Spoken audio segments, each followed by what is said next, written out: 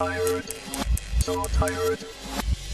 Overtired. You're listening to Overtired. It's 2023, and we are still here. We are still overtired. I'm Christina Warren, joined as always by my friends Jeff Severance Gunzel and Brett Terpstra.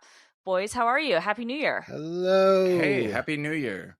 We are covered under, there's been freezing rain all day. There's ice and slush everywhere. I tried to walk my dog and it was a slip and slide. It was awful. Oh no. All of America is always having a storm. It's true. It's true. It's crazy. So, how do you guys feel about a quick mental health corner? I think that sounds good.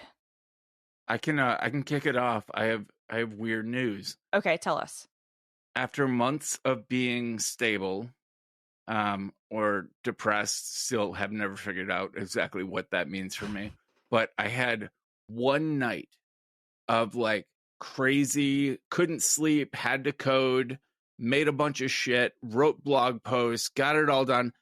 Then a day where I immediately fell into like a depression, and then I've been sleeping fine ever since. It was like a one day of mania, one day of depression, and then it was over. It was the shortest cycle I've ever had as a bipolar person. Wow. I don't know what to make of it, and I don't know why. I have learned, like, as soon as I realize I'm manic, like, I don't take stimulants. I don't drink coffee. I go for walks, take showers, like, do things to kind of combat mania.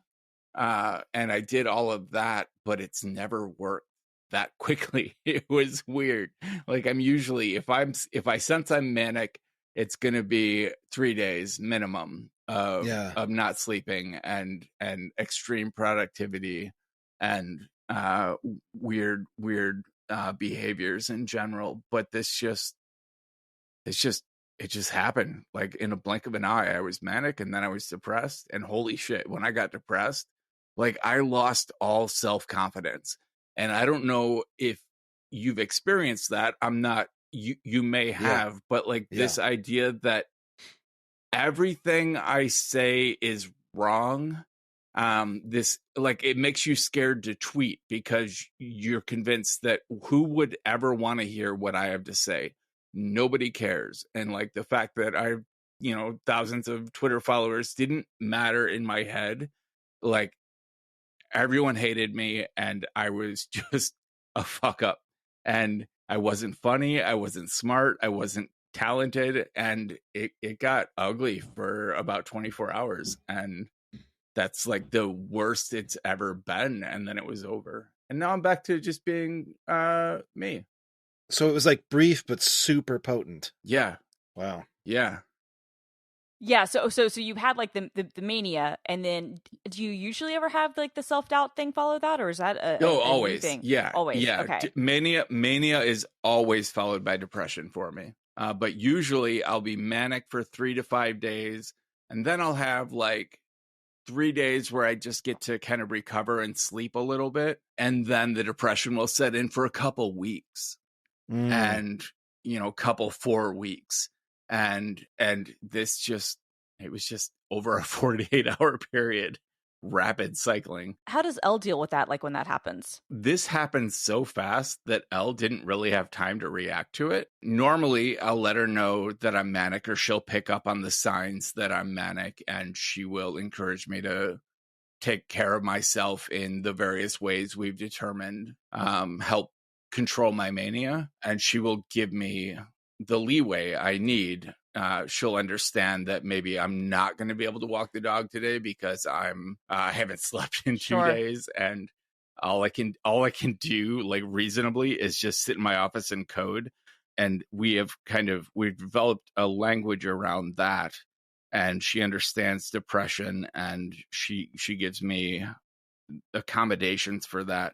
But this happened so fast, like, by the time I realized I was manic, it was over. And she didn't have to do anything.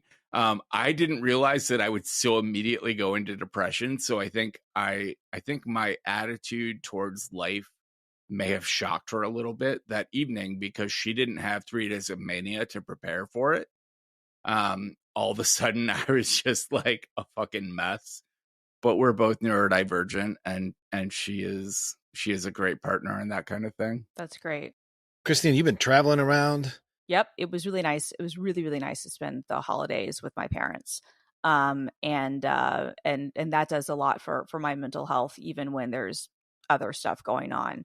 It's so weird because I would never move back to Atlanta. I just wouldn't. But I really am glad that I've been able to spend so much time with my parents over the last like almost 2 years.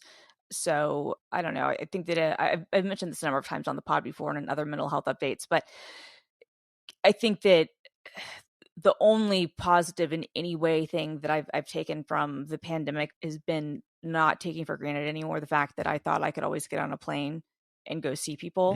So now when I'm with people, whether it's my family or my friends or other things, I try to like really utilize and appreciate that time in a way that I honestly just didn't before. Yeah, utilizing the time, being present, right? Like someone said to me once, I want to be here before I go. It was, and that was, Yeah. I think that's a great, extremely succinct statement about presence. No, I think you're right. It's weird though, because like I don't tweet a lot. Like people are like, "Oh, are you okay? You haven't been tweeting," and I'm like, "You're right, I haven't been." It's this weird thing where you get out of your own head and just that I want to be here sort of thing. I've been very present for other people that I've been around, which is important and good. My husband is still in Florida. He came. We saw his mom, who's not doing well, last week, and then he came to Atlanta for a few days and then drove back to Jacksonville yesterday, and he's going to be there until Sunday. So I will be by myself this week, which after being around so many different people for the last 2 weeks, I'm not necessarily upset about, but it'll be weird. So final mental health thing. My mom and I are finally going to Las Vegas to see Adele January 21st. Nice. And so we were booking our flights and our hotels and all that stuff. And I'm excited about that because that's something. She's never been to Vegas before, and a lot of my friends are in Vegas this week for CES. I would have historically been in Vegas. Is this week CES? This week is CES. Oh my God, I didn't even realize it.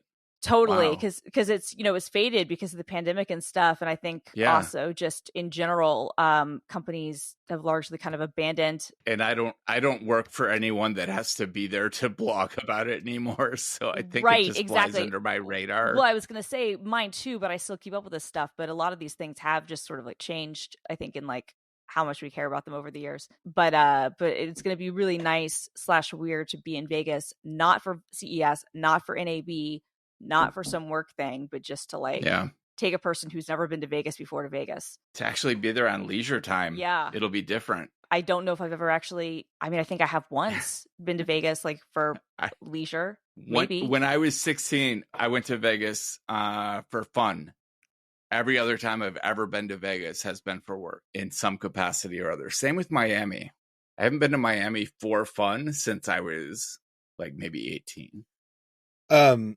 Well, I actually can close a saga. I hope it's the close of a saga that's played out over the last few episodes when I was told by my insurance company that I could no longer have Vyvanse, and if I wanted to have it, literally in their language, I would have to fail at a number of other options. Such as, like, I'm curious. Adderall, Focalin, Dexedrine. Is it Dexedrine or is it? That's so weird. Like, most insurance companies would prefer you take Vyvanse. Yeah. That is weird. Vyvanse, for me, I've figured out how to roll with it. I tried somebody's Adderall and I was like, this is not what I want. That was like your buddy's uncle picked you up. You got to drive really fast in his car. And then he couldn't remember where you lived and just dropped you on the side of the highway. That's Adderall for me. Anyway, so what happened was I had to appeal that. But in the course of waiting for the appeal to come back, we ended up switching health insurance anyhow. And so I got to get my Vyvanse yesterday for $14 a pill. And wow, 14 times 30. So what is that? That's it's 420, which is actually a great number. Ooh, I have a friend who used to text me every single day Anybody. at 4:20, and it was the best. And yeah. My 14-year-old and I have this bit where, because sometimes you'll just hear 420 or see 420. Uh-huh. But anytime we hear it, whether we're in an airport or the radio's on, we just quietly fist bump. I love it. That's it. So anyway, I think I'm back to having my like regular cocktail of meds, which is great. So going forward, even if you have to pay $375 a month, like, will that eventually go down? Like, my insurance resets every year, so I'm about to start paying my like deductible, even though it's all about the deductible. apply. Yeah, right. Got it. Okay. So that's good at least.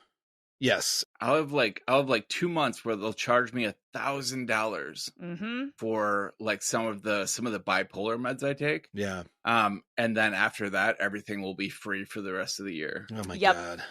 So we've had Rocket Money as a sponsor for a little bit now. Brett has really revealed quite a bit about himself as he talks about the various services, streaming mostly, that he gets caught into and then ultimately probably spends too much on. I think you had a robot Hallmark channel. And Robot Hallmark channel. Also something about robot dominatrixes. Matrices or matrices? Matrices. It's C's. Matrices. Which turned out to be a real thing. Yeah. He has a way of making things manifest. So I actually was like, oh, okay. I kind of like what Brett keeps saying about this thing through all the like cat dominatrixes and whatever else. Like, I'm going to try Rocket Money because I've heard of it forever. It used to be called Truebill. And so it's a personal finance app, finds and cancels your unwanted subscriptions and kind of like can monitor your spending and helps to lower your bills, all that stuff. You get it. It's that kind of service. I already have something that does some of that for me. I use YNAB. You Need a Budget. I've used it forever. I love it. But it doesn't give me feedback on how I'm spending. It just kind of helps me to be smart about how I'm spending. And so I just like threw in my credit cards and my bank account. It's a secure connection. And they just started telling me Rocket Money just started telling me what was what. And initially I had to do a lot of like data cleaning. Like there's dirty data, right? Like they try to guess what is restaurants and what is tech, but they got that wrong a lot. But that's not their fault. That happens. So I was able to kind of like clean all that up. And once I did, it just like showed me so much that I hadn't really realized about how I spent money over the last year. Because I'm just kind of like doing the old New Year's bit, But then I have this super, super bad habit of trying everything. Like if you throw a trial at me, it's like, here, this is the free trial for a service that hits you in the head with a hammer 3 times a day. I'd be like, well, that's cool as long as I don't forget to cancel before they charge me. And so like I'm terrible at that. And so that was the thing I most wanted to see. And it was so cool. Like I could see, you could look at it like a calendar and it shows you what's coming up next. And it shows you which things are recurring and all that stuff. Or I could just look at it as a list. And I could like go in and see how long I've been paying for something that I didn't mean to be paying for. Ancestry.com. You know what I did with that? I did the family tree of Derek Chauvin, the cop who killed George Floyd, because I wanted to see how far back law and order and violence went. And let me tell you, it goes way the fuck back. And there is not a publication in the world that would want me to write about that, but it was fascinating. And so I paid $50 a month for months on end. And now that's done. Thank you, Rocket Money. So stop throwing your money away like me. Cancel unwanted subscriptions. And maybe you do want them, but you don't need them. So cancel the unneeded subscriptions as well. And manage your expenses the easy way by going to rocketmoney.com/overtired. That's rocketmoney.com/overtired. And just because you're supposed to say it 3 times, rocketmoney.com/overtired. Should we also do our podcast swap? Should we just do a block? Let's make it a block. Block. Okay, so most weeks we do a podcast swap where we tell you about a podcast and then they tell their listeners about ours. There's a little bit of, you scratch my back, I scratch yours. But we don't really know these people. And sometimes I haven't even heard the podcast. But for this episode, I'm like, I'm going to listen to the podcast. And so we're swapping with the 4 lads at Staying In, the Staying In podcast. I say lads because they're British. And that's really relaxing, it turns out, as long as the talk is slow and easy. So I finished not long before we started taping here. I finished listening to their latest episode where they're like four lifelong friends. They talked about video games, board games, movies, TV, and comics. And I was not sure that I was in the mood for all of that, but I was immediately smitten with the calm, thoughtful conversation. I mean, it was really chill. It was like as much about like meaning making as it was about like sorting the nerd canon, because they definitely sorted the nerd canon, but it was still relaxing and still I hung on. And here's the thing that kind of like vexed me is like, these guys are four lifelong friends. Can you imagine having a podcast with three of your lifelong friends and having it be described as relaxing? Like that would not be how mine went. And like, listen, I'm going to play a clip. Okay. Just listen to this. You know, it's like someone giving you a hint to a puzzle rather than someone telling you how to do it. It's just helping you connect the dots rather than just, and like you still have an element of that satisfaction, but you don't feel robbed of the experience. You get that in things like The Room, where they'll say, oh, right, there's 3 levels of hints. And the first one is like, wouldn't it be like, what do you think the vicar would say about the matchbox maker? And it's just like some weird cryptic thing. Okay, so if it sounds like your thing, we thoroughly recommend you give them a listen, and you can do so for free by subscribing to the Staying In podcast wherever you're listening to this here podcast, or by heading to stayinginpodcast.com. That's stayinginpodcast.com. Just twice. I'm sold. I love it. Just my OCD. Stayinginpodcast.com. It's got to be 3 times. That's stayinginpodcast.com. Candyman. Speaking of nerd canon, this is a brief aside. I don't want to get lost in it. But did you guys ever get into the Arrowverse, meaning Flash, the Arrow, Vixen, Supergirl, Justice League? Vaguely. I like Greg Berlanti because he comes from Dawson's Creek and he made Brothers and Sisters, which was a good show, but mostly because he came from Dawson's Creek. But also Everwood, fucking amazing TV show, which was way too good for the WB. Anyway, I digress. But no, I didn't that much, except I liked the kid who was on Flash because I remember when he was on Glee and he was really, really good singer. Well, he was a really good singer, and I did watch the musical episode of The Flash, and I was like, this guy has like... There's a musical episode of The Flash? There is. And I haven't gotten there yet. And they don't utilize him enough, which is kind of funny because he's got like one of the best voices. Like he's incredible. So, anyway, go on. So Elle made a spreadsheet. Like we started watching Arrow, and like I had watched maybe the first 3 seasons of Arrow previously. But then it just kind of fallen off, and I had watched a couple episodes of The Flash and didn't like I didn't get into it. But we went back and we're like, finally, all right, we're going to get into the DC comic universe here, and we're going to try this out.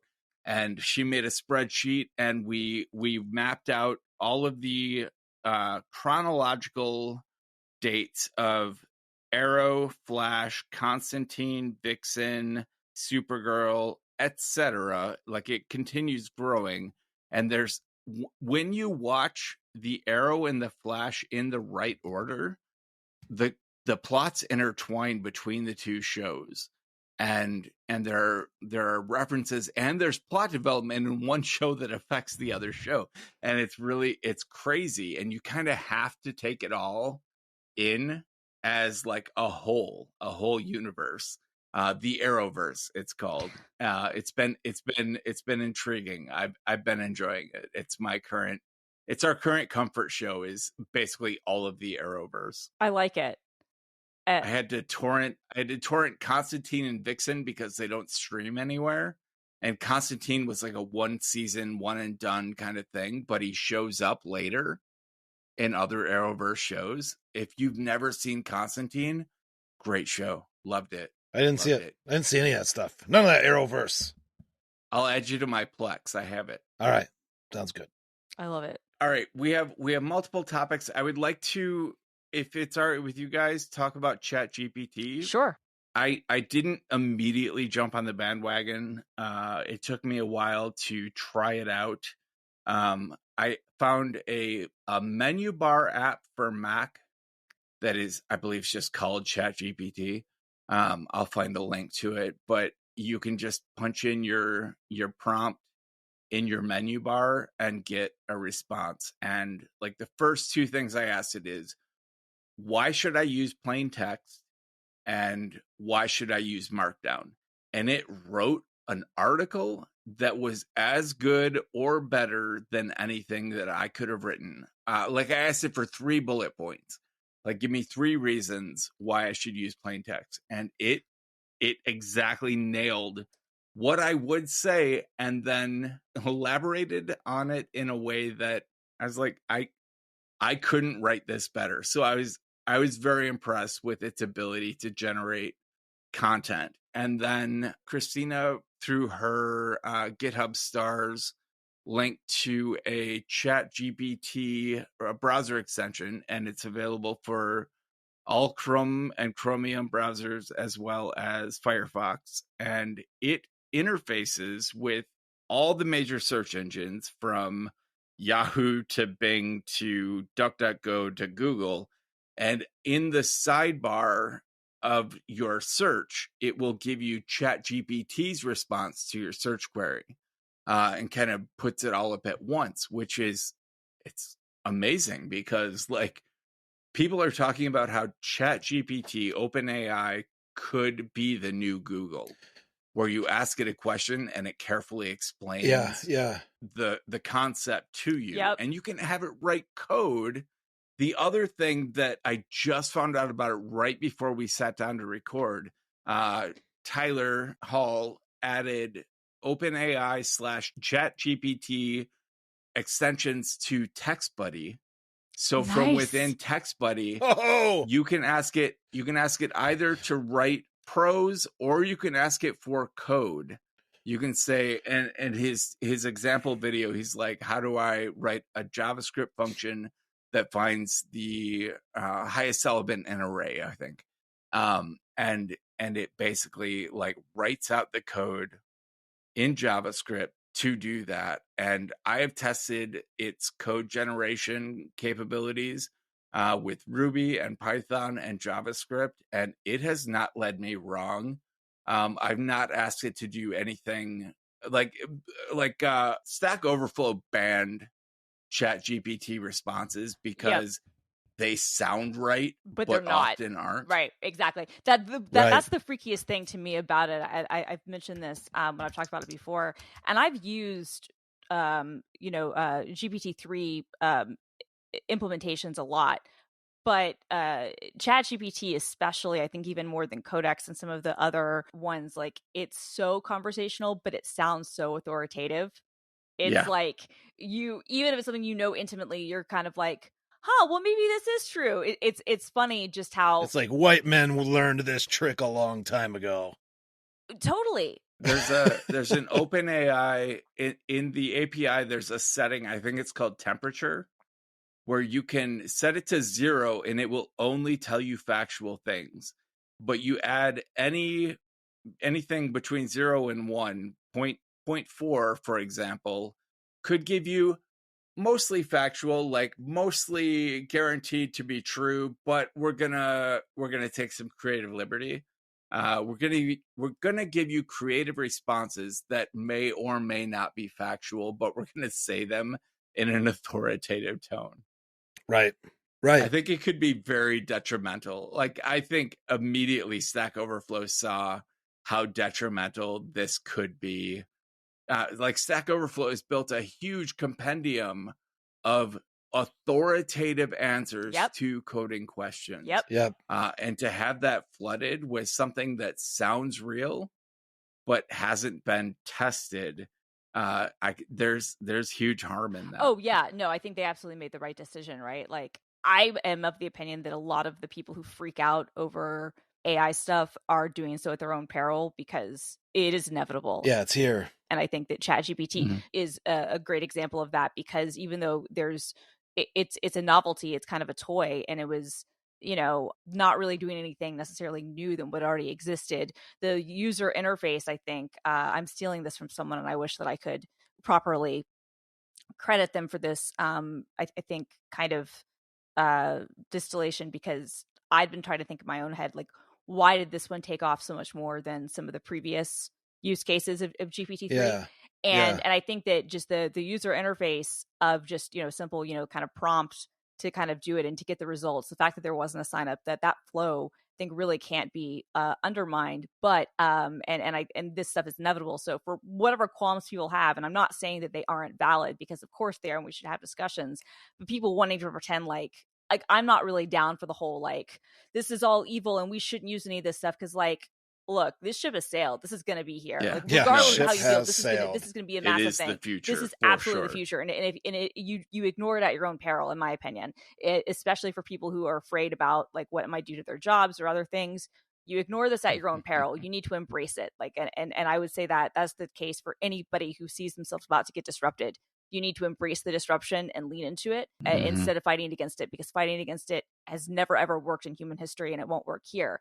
That said, Stack Overflow, I think, absolutely did the right thing by banning it, because I think that those are different issues, right? Like, you can still appreciate where this is going, and also say, right now, we are not in a position to accept these sorts of generated results, because it is, anathema and actually harmful to our overall experience, even though in many cases people could probably, craft maybe even an accurate response, Yeah, what scares me is, so out of curiosity, after seeing the kind of content it could write, Yeah. because basically when I gave it, some plain text markdown prompts, it literally wrote an article I would publish on my blog. Mhm. So the first thing I did was go check out those scammy, swarmy SEO channels Yep. on YouTube to see what they were saying about ChatGPT.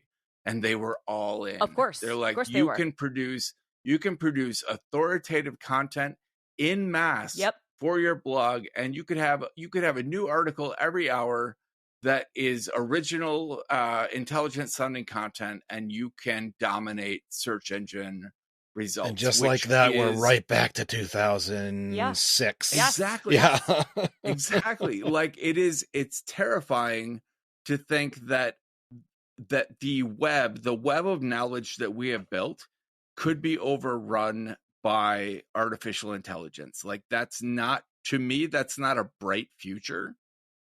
Like, I'm really impressed. Like, this thing could pass the Turing test. Like, the Turing test is like in the rear view mirror at this point, Right. because this can absolutely convince any human that it is another human writing these responses. And I just, like, it's so there's going to come a point. Right now, ChatGPT is freely available for testing. Mm-hmm. There will absolutely come a point where it becomes a paid service. Sure. But you know who's going to gladly pay for it? Spammers. Is SEO farms. 100%. Yeah. But, and you're not wrong. And this is where I think that it'll actually be interesting. I kind of am interested to see AI obviously be different models, but I'm actually looking forward to seeing AI be used to weed out these AI generated responses and things that aren't good, because that Google or other search engine people are going to have to do that. And look, people are right. Absolutely, that you're right. You can make the authoritative sounding crap, and we're going to be back to click farms. But that whole model didn't really die the way that we thought it did. What happened is that people who are paid cents a post did it, or even worse, there were oftentimes, and it's been AI driven. It's had to be, because the stuff has been wrong in ways that just wouldn't happen naturally, even with somebody who's speaking a foreign language. Where I know that stuff has been scraped and then has been rewritten using some more primitive AI things. Like, this has been a thing for years. Like, and it's already dominated a lot of search results stuff. So I don't know. It's interesting. To me, it would actually be interesting if this had to then lead to us rethinking how we do search, because I think that the PageRank model worked really well for a long time, and Google has obviously relied less on that over the years. Mm-hmm. And it has been more than 20 years since that model, I think, started, and it probably is time for that to be kind of reevaluated in terms of showcasing what is actually relevant responses to what you're looking for. Like, this is not common to me. A lot of people have done this, but I add Reddit to almost all of my Google results, at this point, because I find that Reddit is actually a better search engine than Google for a lot of things, but sure, going to reddit.com and searching is not a great experience. So it's weird that you have to search Reddit to get, like, you have to add Reddit to Google to search Reddit. But that is how I can often find like the best and most helpful results for things. Anyway, that's an aside. One of the things, and I have another article I'll drop in the show notes about how studies have shown that people, by a slim margin, but people find AI generated faces more quote unquote trustworthy than real human faces. And this goes into deep fakes, but the way that these AI generated faces were created was using AI to train AI. So you have one AI that is producing responses or faces or deep fakes, and then another AI that is judging, and saying this is believable or this isn't, and the two can go back and forth to generate something that is more human than human, to put it in Blade Runner terms. Yeah. And like AIs training AIs, like, this is the future. This is already, like, everything scary about AI. It is within years of happening, and everything beneficial about AI is already happening.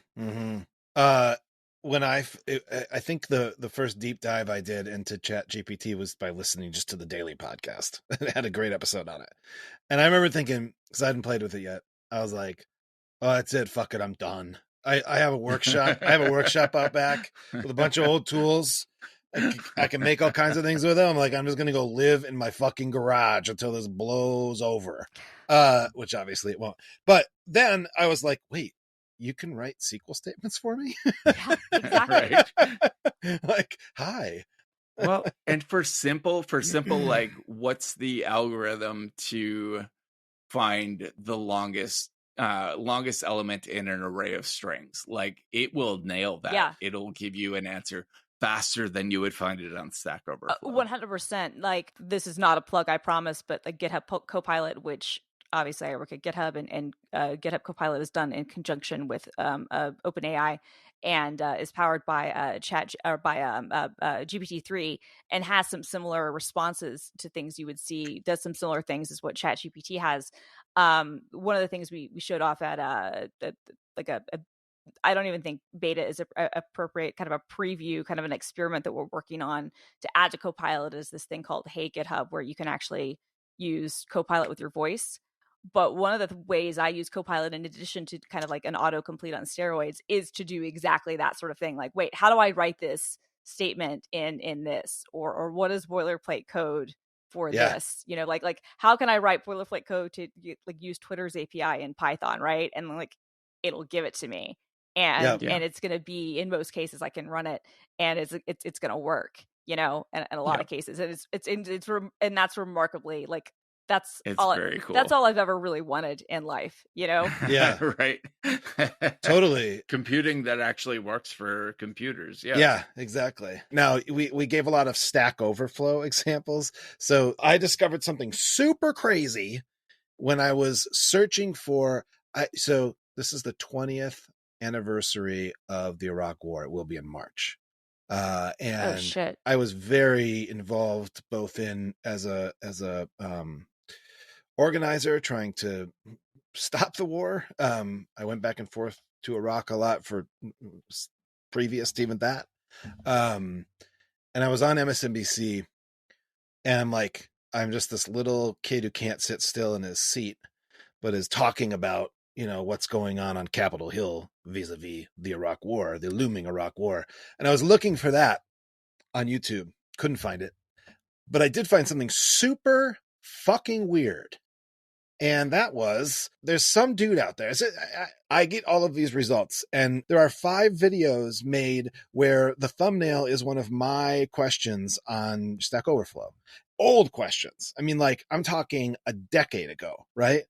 I'm like, what the fuck's going on here? And I'm credited inside, and I open it up and I play the video, and there's a man talking about drinking juice. Yeah. He's outside. He's holding his phone, and he's saying like, I would love it if you would subscribe. It would be great for me and my family. And then he says something about drinking juice. I'll roll some tape. Drink more apple juice and eat more mango. This video will quickly show you a technical question as well as possible answers. I hope you subscribe and like. That will really help me and my family. And why should we drink more apple juice and eat more mangoes? Well, because I noticed they're good for your brain. God bless. Bye. He says something about drinking juice, and then up comes my question with an answer. It's 1 minute and 17 seconds long. It's been waiting for me. The only people that have looked at these are the other 2 hosts on this show. And let me just tell you. 4 views. 4 views. 1 year 4 ago. views. And this is a year ago. Okay, so, and these are good questions. So you guys, what is this? This is a weird, like, it can't be working for him. He does not have the views or the subscribers. He has 109,000 subscribers. Wait, doesn't he? Really? Wait. Oh what? my God, he does. Wow. Yeah. So he's Who's falling for this? So let's see what else we got here. Yeah, what else does he have on his channel that would justify? Yeah, did he buy these followers, or these subscribers rather? Right? He must have. He's got a because Patreon. His whole channel is just Stack Exchange headlines, and then he literally posts a screenshot of the answer, holds it there for 30 seconds, and then moves on. Wait, I'm going to search. And asks you to subscribe to his channel.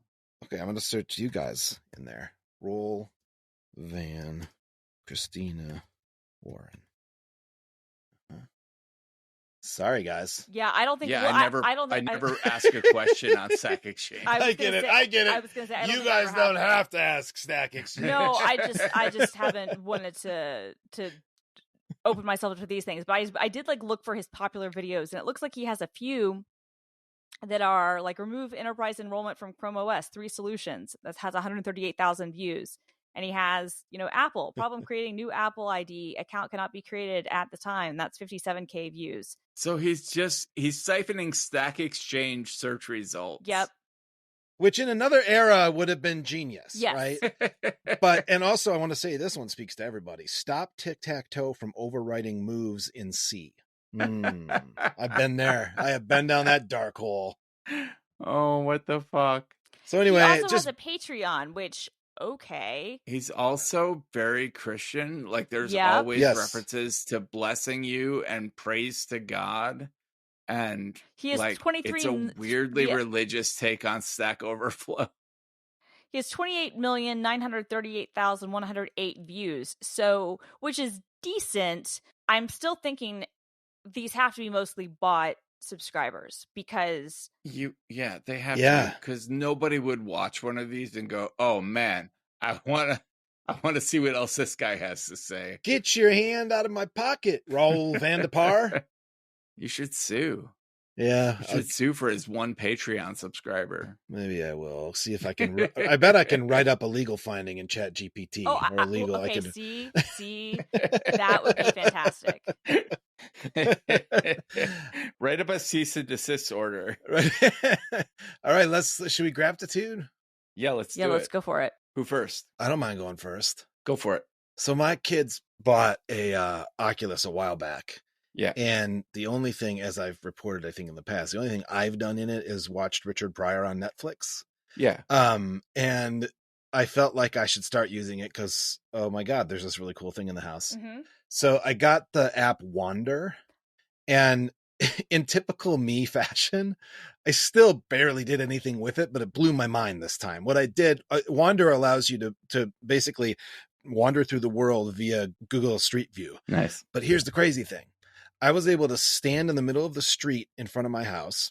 I mean, I was in the basement. Right. But, I was wandering. And look at my house. And then you can actually say, show me 2007, show me 2009, show me 2015. Wow. And this house, prior to us owning it, had been a rental for 20 years. And it was inhabited exclusively by rock bands. And so you can imagine that it was in a certain state after 20 years of rock band inhabitants. And we could watch it become our house, and that's so cool. It was amazing. That's awesome. It's called Wander. It's called Wander. It's super cool. I mean, of I course, have an it's super Oculus, cool, and but I feel like I do not. I do you not use guys, it. I definitely how don't. can we meet for an episode in our Oculuses? Oh In my our God. Oculi? Yeah, actually, you know what? I would love that. You know what? I've made fun of the entire metaverse like thing, and I will continue to do that. Having said that, Yeah. I genuinely really want us to do an episode of Overtired in our Oculuses. Yes. Let's figure that out. Yeah, we'll figure that out. Okay. Listeners, if you have ideas of how to do that, let us know. We will research it, but if anybody else knows, like, that's obviously better. Yeah. I was playing the game Super Hot, which is like a gun. It's a shooter game, but nothing happens unless you're moving. Like time stops when you stop moving, which is super cool. But I got so lost in it that I was trying to avoid being shot, and there was like a bench, and I tried to lean my hand on the bench, and I fell over. I know. And then in the very next game, I tried to go under the bench, and I actually ended up like under a shelf. That's so funny. And I was like, this is not okay for me. This is not okay. The one Oculus app that I think everyone needs to know about is Skybox. You can serve up any video from your Mac. Yeah. I assume it works for PC as well. And sure, you can do with this what you will. You can do all kinds of crazy X-rated stuff with it. But if you have movie files that you want to, like, as if you're watching on a huge, like, movie theater screen in your Oculus, it's fantastic. My rabbi created a chat group. Like, I have this chat group on my phone of all friends of my rabbi who own Oculi. Oh, get me on that list. I'm a friend of your rabbi. There's always somebody who wants to play ping pong or golf at any given time of the day. Ping That's pong's awesome. next for me. Christina, what do you want to do? Okay, so since we're talking about ChatGPT, I think that it's time to talk about Stable Diffusion again, because I think that is awesome.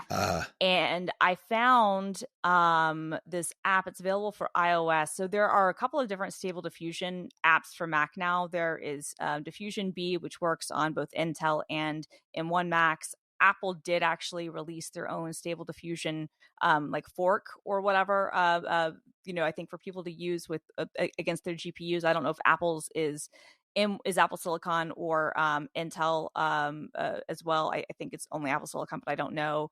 Sidran Siras, I can't say his name, the guy who makes a million things on GitHub. He's created an app for Stable Diffusion for Mac that is native, built in Swift, but his is Apple Silicon only. But the one I want to actually talk about is free. It's called Draw Things, and it is an iOS app that does AI generation for you in your pocket, and it's free and it runs locally on your phone or on your iPad. So it's actually really, really cool. And it's surprisingly like the model sizes are big, like some of them are like, a couple gigs in size or whatever, but but it's actually surprisingly powerful and works really well. So awesome. This was one that I found last week. I think it's been out for about a month, but this is an iOS app. I'm assuming you can also run it on like your Mac. Yeah, it has a Mac app store. Anyway, if you're somebody who's been wanting to maybe get into some of the art stuff or wanting to look at it, the fact that you can even do this on iOS is unreal to me, and I think that this is really cool. So Draw Things is my pick. Awesome. And to emphasize what you already said, that it runs locally and that it does not collect your data. 100%, which I think is actually really important because like Linsa and there have been some other ones that people have been using to they've been uploading their photos and then they think, we delete them and whatnot. And I'm sure they do. I'm also equally sure that they use all the information and the results that they generate for you in their own models and their own stuff. And there's nothing wrong with that inherently, but you should be aware of those things. So if you don't want, your prompts and your data and that stuff, generated or stored elsewhere, doing it locally, I think is really cool. So big fan. Yeah. Awesome. All right. So I used to use MailChimp for managing email lists, but my email list got up to over 10,000 subscribers. And once you hit a certain point with MailChimp, it gets very expensive to send out emails to everybody, like $100 to send something to my mailing list. And so I discovered Sendy. I think the guy who creates Agenda turned me onto it. I can't remember exactly how I found it. Maybe it was, yeah. I don't remember. A lot of indie developers use this. Yep. And you pay like $60, I think, for a license, and you install it on your own server. It's PHP, and it uses Amazon AES to send your emails. And I just sent out 17,000 emails and paid, I think, maybe $5 in service fees to Amazon. And that would have cost me over $100 to do with MailChimp. And it has all of your basic email list management, and it shows you bounce rates and unsubscribes and open rates. And it is for $60. It pays for itself the first time you send out an email to a list of any decent size. And I think everybody, software developers, people running any kind of independent email list, should absolutely know about Sendy. That's awesome. I'm really glad you mentioned this, because we talked about this, you and I, a couple years ago, I think, when you first started using it, because we were both looking at maybe some newsletter alternative things. And I'm really glad to hear that this has continued to work well for you. I did have a question for you, which is, and I don't know how Sendy helps with this, or if it does, but how do you, I guess, make sure that your mails aren't going to people's spam folders, or do you know? I don't do anything special. I don't know what, like, I honestly, it's black magic to me what gets spammed by Google, by Gmail, and what doesn't.